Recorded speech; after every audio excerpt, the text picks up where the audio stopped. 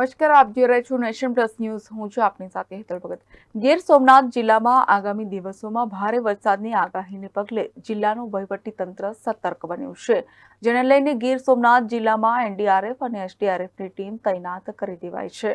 ગીર સોમનાથ જિલ્લામાં આગામી દિવસોમાં ભારે વરસાદની આગાહીને પગલે જિલ્લાનું વહીવટી તંત્ર સતર્ક બન્યું છે, જેને લઈને જિલ્લામાં એનડીઆરએફની ટીમ અને એસડીઆરએફની ટીમ તૈનાત કરી દેવામાં આવી છે.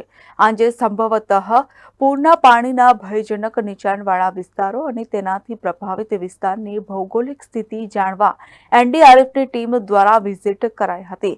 ઉપરાંત લોકોને કુદરતી આફતો સામે કેમ રક્ષણ મેળવવું તેની જાગૃતિ માટે સંપર્ક, મુલાકાત અને ડેમોન્સ્ટ્રેશન કરી લોકો પોતાનો જીવ બચાવી પોતાની મેળે કરી શકે તેવી જાણકારી આપવામાં આવી હતી.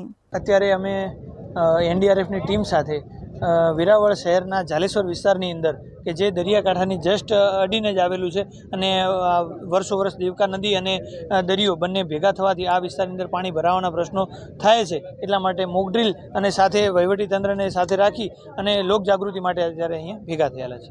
પ્રી મોન્સૂનની બહુ જ સારી કાર્યવાહી બાદ અત્યારે સરકારશ્રી દ્વારા જ્યારે એનડીઆરએફની આખી ટીમ અત્યારે મોકલેલી છે, તો વેરાવળ સિટીની અંદર જે આપણા વોર્ડ નંબર 5, 6, ઝાલેશ્વર, સાંઈબાબા મંદિરની પાછળ તેમજ જે આંબેડકર નગર છે, બિહારીનગર, આ જે વિસ્તારો છે જ્યાં વર્ષો વર્ષ આપણા અનુભવ પ્રમાણે પાણી ભરાવાના જે પ્રશ્નો રહે છે, એ અંતર્ગત આખી ટીમ અને એનડીઆરએફને સાથે રાખી એનો આપણે જાયજો લઈએ છીએ, માણસોને જાગૃત કરીએ છીએ અને ઇમરજન્સી દરમિયાન પોતાનો અને બીજાનો जीव કેવી રીતે બચાવી શકાય એની આપણે અત્યારે તાલીમ આપી રહ્યા છીએ. एनडीआरएफ की टीम यहाँ प्री मानसून के लिए डिप्लॉय हुई है.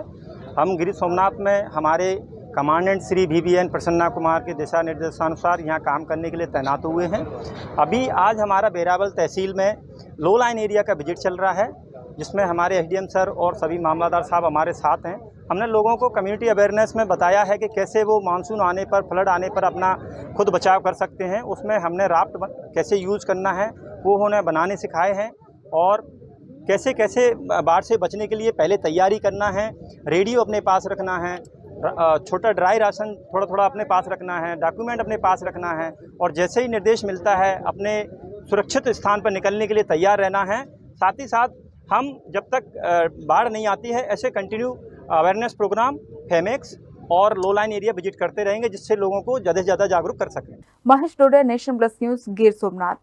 સમાચારોના સતત અપડેટ મેળવવા માટે અમારી નેશન પ્લસ ન્યૂઝની યુટ્યુબ ચેનલને સબસ્ક્રાઇબ કરો, બેલ આઇકન દબાવો અને જોડાયેલા રહો ફેસબુક, ઇન્સ્ટાગ્રામ અને ટ્વિટર પર.